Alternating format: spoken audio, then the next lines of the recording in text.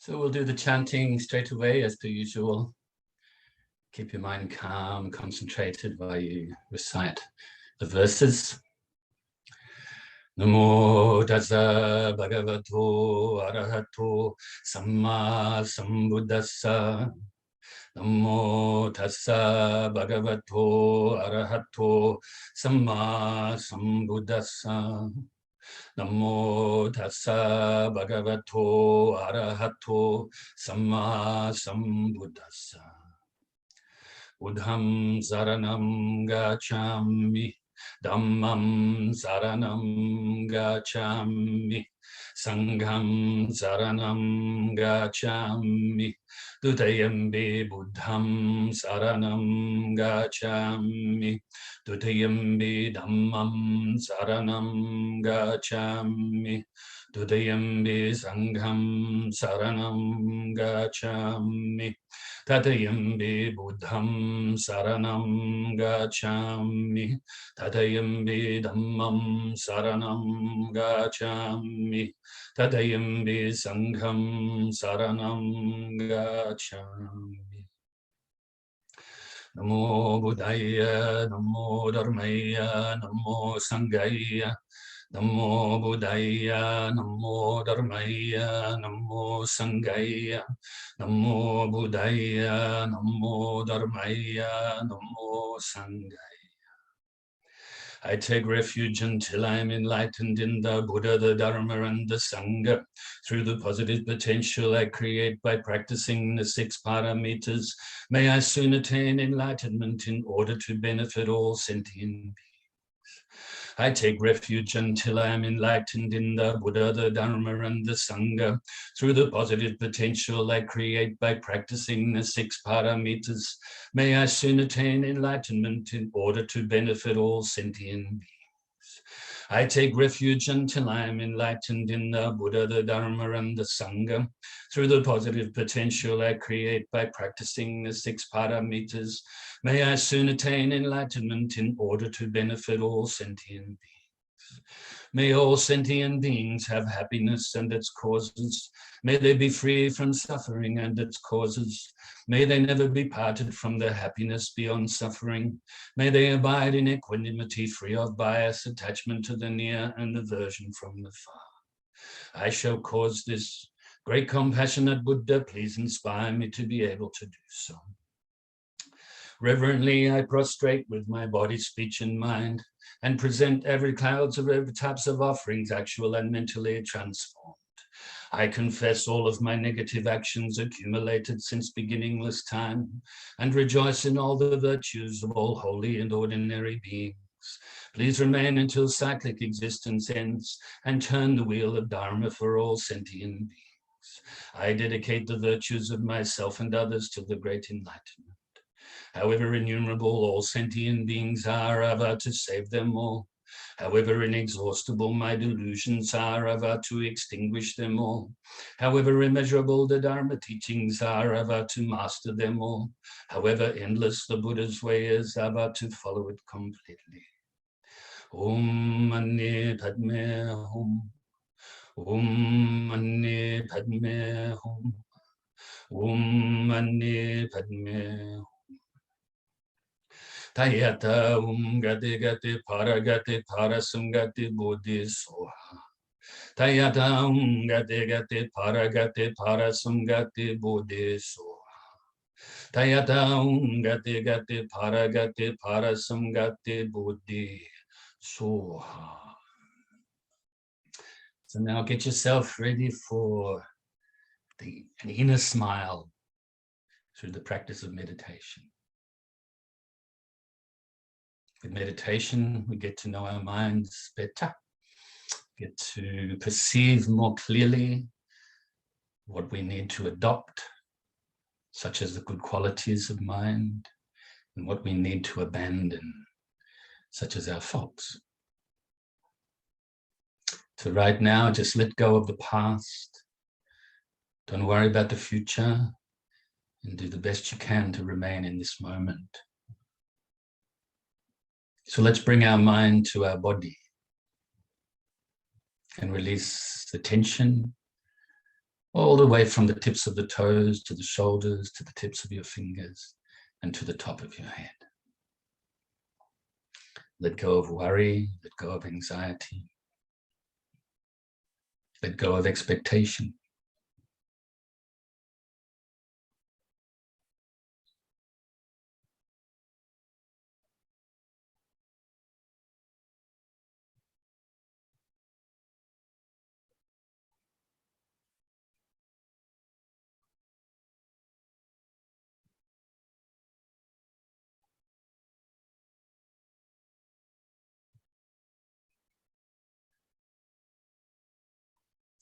Now bring your focus to your breathing.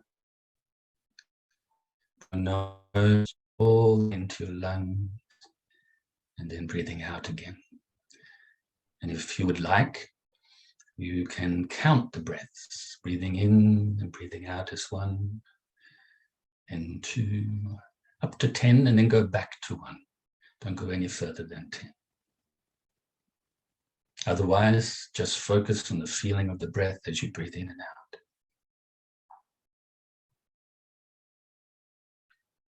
If any mental activities such as thoughts or emotions and the like, if they arise, don't cling to them or grasp at them. Also, don't try to forcefully push them away or deny them. Just let them go naturally by refocusing on your breath.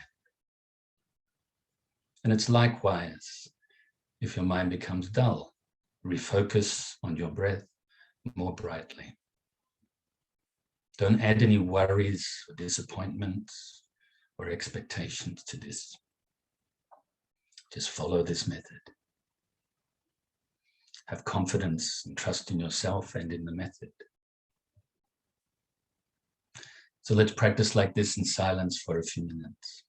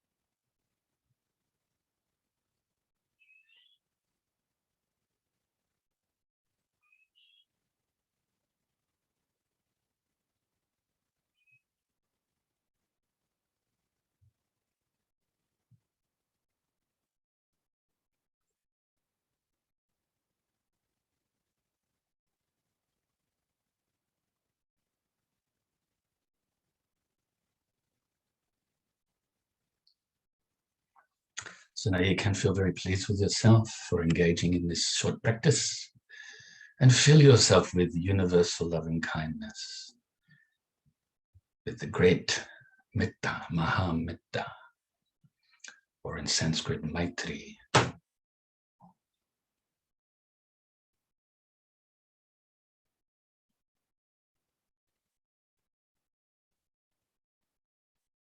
And after generating this universal loving kindness within yourself, now radiate it outwards, initially to your loved ones, family and friends.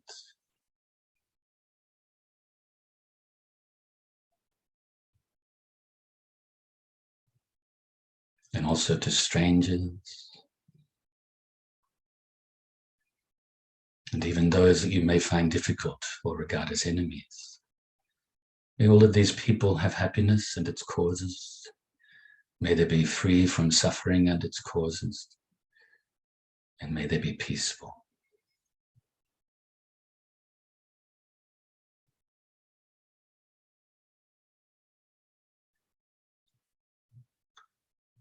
Gradually radiate out further and further, now to include all of those living beings around your immediate area.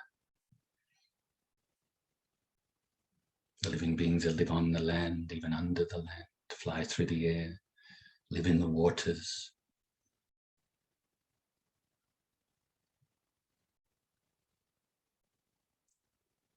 Further and further, like a giant tidal wave of universal loving kindness now, radiate throughout your whole state or county.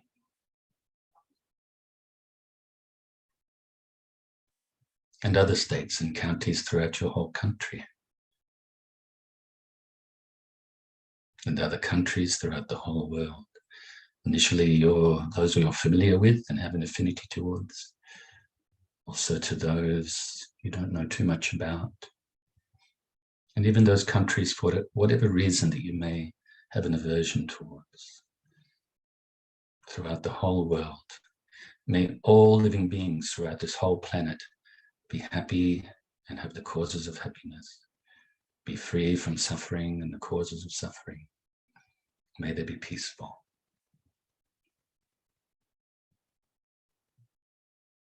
Now radiate throughout the whole solar system and the whole galaxy and the whole universe, and throughout infinite space. And also recognize that you are not separate from all of these living beings. We're all interdependent. All of infinite space is interconnected.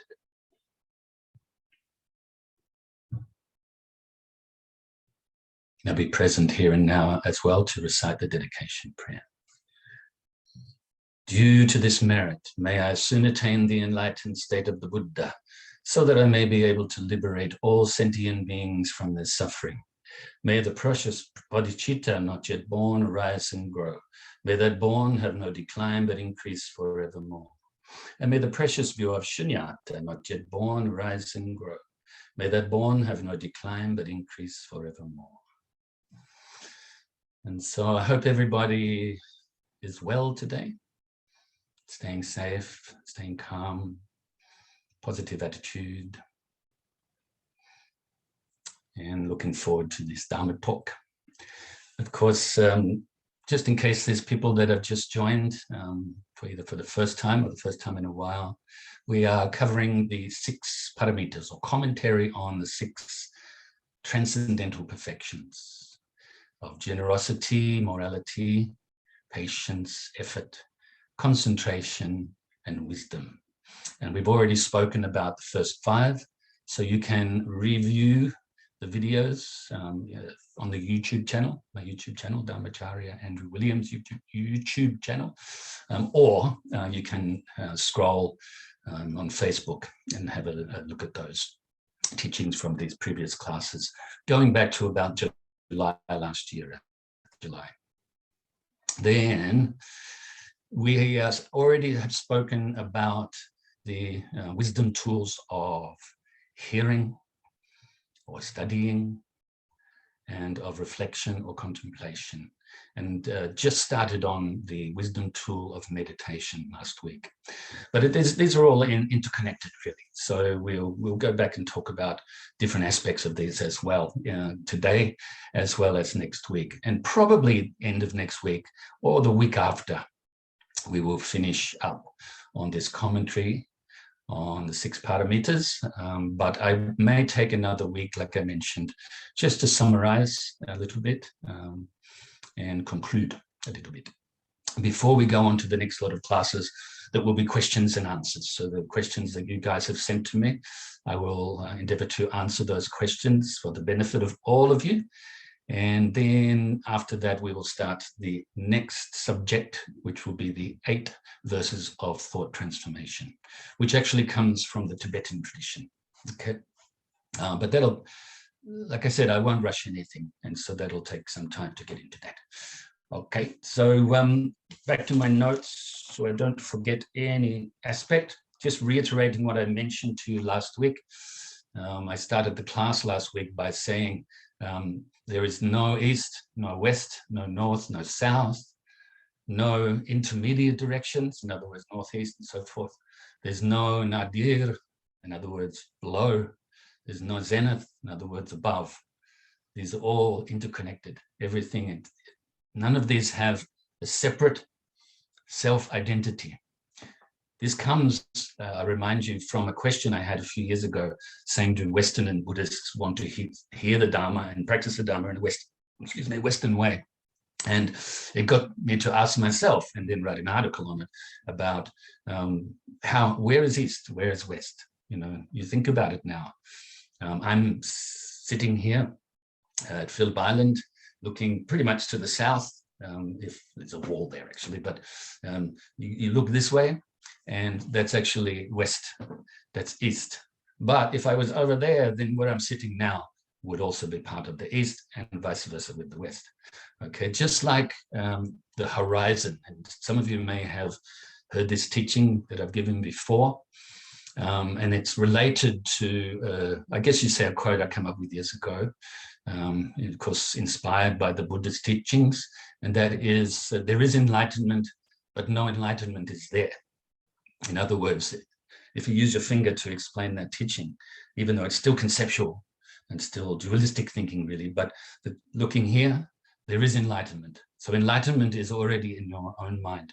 Actually, it's when the mind is pure. It's when you purify the mind from dualistic thinking, conceptual thinking. But no enlightenment is there. You can't go outside and get enlightenment, you know, and also thinking of inside and outside even. This is still dualistic thinking. Remember, the wisdom teachings that we're on to now, the perfection of wisdom, has to do with the wisdom of emptiness. So this is why I'm giving these teachings.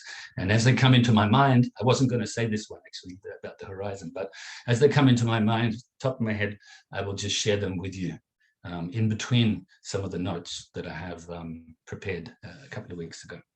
All right, so think about the horizon. Let's say you are standing here right now and you are looking. Maybe you can visualize you're on a really long beach and you're looking this direction and the horizon is over there. Then you think, I want to go to the horizon. So you walk so far to where you think the horizon was when you first looked at it. Of course, now the horizon's further, isn't it? If you have to keep going and you never get there. But if you stop where you thought the horizon was, and then you look back towards where you were before, that is probably the horizon then, at that time. So in other words, there is no horizon. There is where you're at right now. In other words, once again, I say, there is enlightenment, but there is no enlightenment out there. The enlightenment is here and now. And this relates also to all of the worldly good conditions, such as happiness. Happiness is with you all the time. I like to say often, it's kind of like, you know, the sun. We think the sun goes down at night, comes up in the morning. Just like we think our happiness goes away when we experience difficulties and so forth. But actually the happiness is like the sun. It's always there, but it's up to us to uncover it. You know, the sun goes, the earth goes around the sun and rotates. Actually, if it didn't do this, the earth probably wouldn't be livable. It'd be too hot on one side and too cold on the other. So, but that's another point. I digress. And so you think about that, your good qualities are always there. We have to unveil them, not grab them, even though we do practice Dharma to increase them and so forth and decrease the faults. Yes, we must do this, but actually they're already there. Okay, so we need to unveil them rather than develop them really. Okay, so I mentioned that no east, no west, and so forth. And I also mentioned last week a little verse that I wrote, like I said, probably about 2 weeks ago now. And this relates to the wisdom of meditation, the third of the wisdom tools. True realization of what is understood intellectually arises through meditation. Of course, leading up to the meditation, we have to hear the teachings or hear the methods to be put into practice, or study them, and then contemplate them and reflect them so that we get to understand them. Okay, but it's actually the realizations of reality only happen in meditation, utilizing the third wisdom tool. So arises through meditation as the natural state develops within us without fault, without uncertainty, without doubts. We gain a certainty that we never had before. Now I'm speaking about the effect of the practice now, okay? Maybe you have this already, that's fantastic. Maybe you've had glimpses of it. Maybe you haven't experienced it at all, like mentioned. But this, you keep practicing with confidence, consistency, constantly, then you will have this uncertainty. You will go beyond doubts. You'll have a conviction in the natural state of mind, okay? We will be liberated from all of the shackles of doubt and hesitation and see all delusions as empty.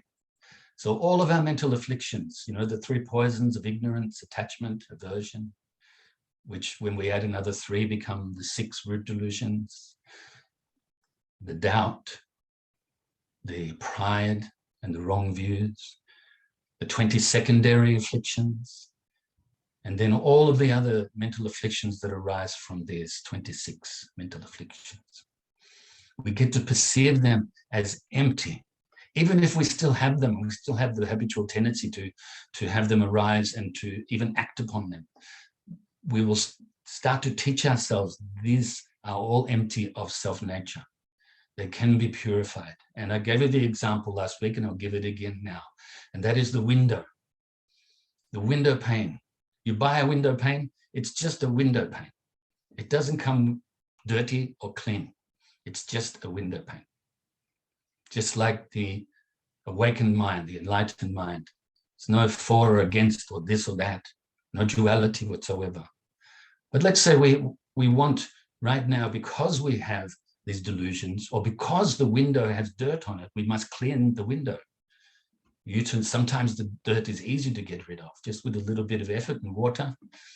Maybe the dirt starts to become a little bit grimy, a little bit sticky, so you have to make more effort and use vinegar or something like that.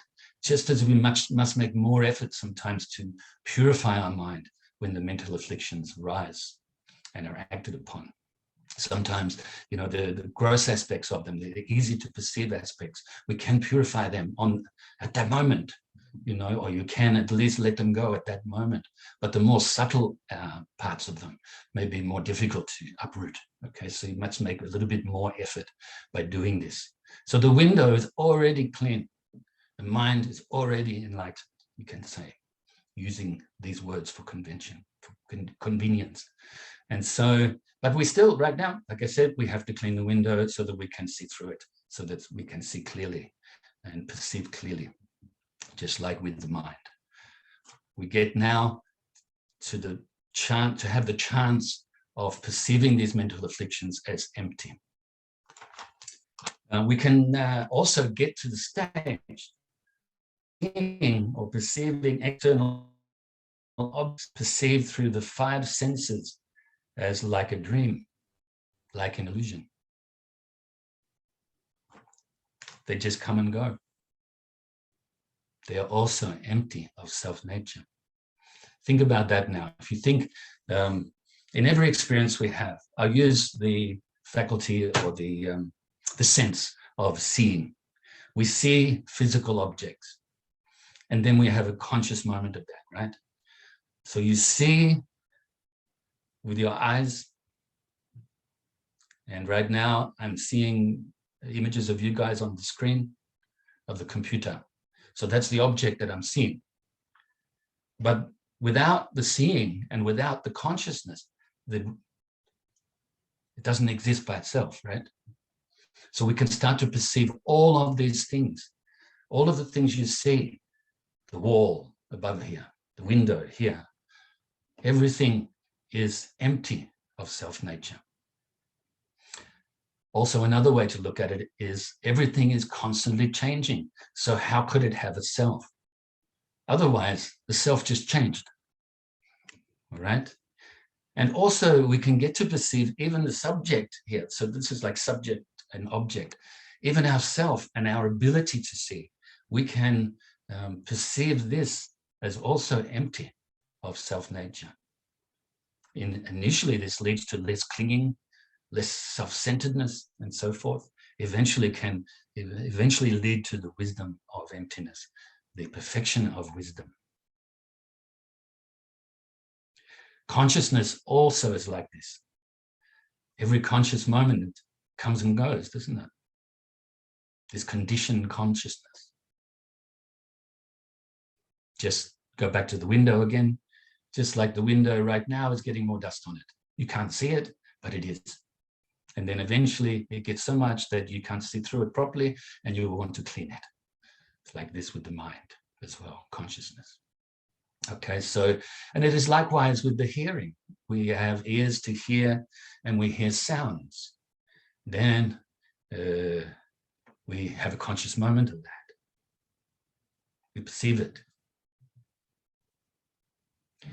It is likewise with the taste and the smells and the touch and also the mind sense itself. We have thoughts, mental activities, and so forth. Okay, so that's like the 5 physical senses and their objects, all empty, all interdependent upon each other, as well as the mind sense. Okay, I think I went a bit further with that. Actually, I mentioned prior to Christmas, I think I recited a song that I wrote called Everything, a song about emptiness and impermanence, that it was inspired by the Vajrachitika, or Prajnaparamita Vajrachitika Sutra, the Perfection of Wisdom Diamond Cutter Sutra, also known in short as the Diamond Sutra, teaching on emptiness, okay? And everything is like the flicker of a lamp, the life of a flower, and so forth. I won't go through the whole thing right now, but you think about those things, a flicker of a lamp, you have a candle and flickering in light breeze, you know, it doesn't stay the same any moment, it's flickering all the time. The life of a flower comes and goes. Most flowers don't live very long, do they? They come, a little bud, they bloom, and then they dry out and become compost, okay? Also the changing of the tides, you know, the ocean, we live here, it's very easy to contemplate that, coming in, going out. We give names to these tides, high tide, mid tide, low tide, but actually it's just a constant change, constant flow. And so all conditioned phenomena is like this. Even our subjects, in other words, our eye, ear, nose, tongue, and so forth, as well as the objects, the perceiving, as well as the consciousness that relates to this. Okay, that is not separate from this. So I won't actually go into that song more. You can once again have a look at the previous class where I gave, I think, a little bit of commentary on that. So everything comes and goes. These objects and the subjects, they appear as temporary conjunction of cause and effect and conditions. Okay, so everything is coming and going related to cause and effect. The cause happens when the conditions arrive, the effect comes. When the conditions disappear, it disappears. You could say when this arises, that arises. When this ceases, that ceases. Okay. The words of the Buddha, that is exactly. So it's like a magic show. You know, like a magician, there's really skillful magician. Say you're sitting in an audience, you know, I don't know, maybe 30 meters away, just to make up a number. And the magician, he goes through this routine and does this magic trick. And it looks so real to you. But you know, he's a magician. He's not doing magic. He's got very quick hands, very good skills at making you believe that something is happening, like pulling a rabbit out of a hat. The rabbit wasn't in the hat, or maybe it was in the hat, but he didn't show you that it was in the hat, and then he pulls it out of the hat. And it looks like he's actually manifested this rabbit coming out of the hat. You know, so all of our life, all of samsara is like this. All of these objects that we think we perceive are like this. And we're perceiving them through our limited habitual tendencies right now as well, isn't it? Like I say often, it's like we're looking at the sky and thinking we perceive the whole sky by seeing a few clouds, or by seeing a wave in the ocean and think we perceive the ocean, when it's only just one wave at that time, which comes and goes quickly. All right, so don't let these teachings that I'm giving you today, don't let them put you off, even if you look at them and go, oh, hang on, this is really difficult. I don't know, this is doing my head in. Don't worry. You can review the video, and then you can take notes, and then you can contemplate on each aspect in your meditation. Utilize what it is that we're talking about today. That is the wisdom tool of meditation, okay? After you've heard it and contemplated. Where are we up to next? So it's like a magic show. It's like a mirage. They appear to be real, but really there is nothing there. Just constant change, coming and going. It's like a reflection as well. It appears real, but does not substantially exist. You know, I think we can all say that we have looked in a reflection or a mirror, or even, you know, in a pond, and you can see your reflection there. Is that you, really? Think about the mirror. It's an interesting one, isn't it? We think, oh, I've looked at myself in the mirror. Maybe, as for the men, maybe you're having a shave. For the women, maybe you are, and men too, applying lotion or something. And then you're looking in there and you think, oh, I see me. But actually, if you reach out and try to touch me, or you in this case, in the mirror, all you feel is the mirror, which is only called a mirror anyway. It's only called a reflection. Doesn't substantially exist. And in fact, if you contemplate the mirror, you're actually seeing the opposite, aren't you? You're looking in there and you're thinking, my left eye, actually now it's the right eye. Oh, there's my left ear. Actually, it's manifesting as your right ear. Can you see what I mean? Sometimes it's really great to develop what we can call the great doubt, where now you doubt everything that you believed in, that is especially erroneous beliefs, okay? We need to have this great doubt. This is not the doubt now that leads to uncertainty and hesitation and so forth. Okay, that is the fault. But this great doubt can lead you to investigating, analyzing yourself, phenomena, to break beyond, to penetrate beyond this habitual way that we've had for so many lifetimes of perceiving things. Okay. Then we have perceiving this way, we can realize that all appearances are false by their nature. Okay. So think about the mirror. I think that's that page done. Like I said, I prepared 5 pages, so we're just slow to go through this. And like I said before, I mentioned earlier today that maybe after next week or the week after we finish, but it could be the week after that, who knows? There's no such thing as these weeks anyway. So wisdom of meditation continued, and this look into the mind. I've already done this a little bit today. I kind of put it together with the objects that we see, that we hear, and so forth. But if you look into the mind, the nature of the subject, or the mind that perceives these delusions and these objects, is also empty. Take that, okay? Take that and contemplate on it, along with the other short little notes that I I've given you today. Really utilize these short teachings, not to do your mind in, but to develop this great doubt. That's the way I thought before. That was my opinion before. Now I can penetrate beyond this ordinary way of thinking and you to contemplate these things.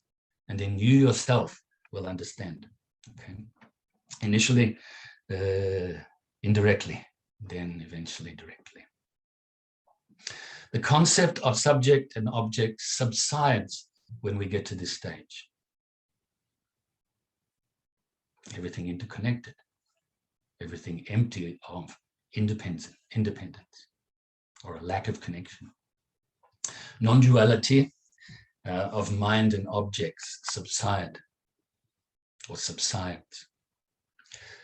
And also thoughts, feelings, and appearances still arise. Of course they do, because we are sentient beings. But now we can get the opportunity to enable ourselves not to cling to them, to lessen our attachment and our aversion towards them. But we let go of the tendency to cling to them as truly existing.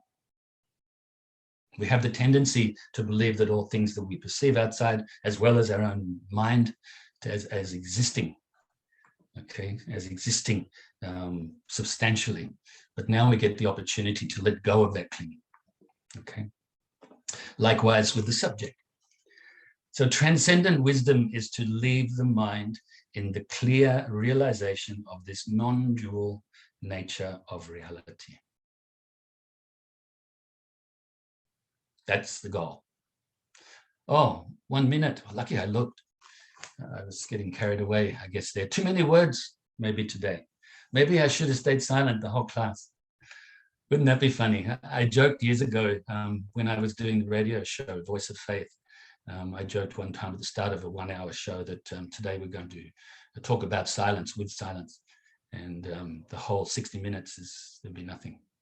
Of course, that wouldn't work for a radio show. Can you imagine? TV show maybe, because you could just sit there like this.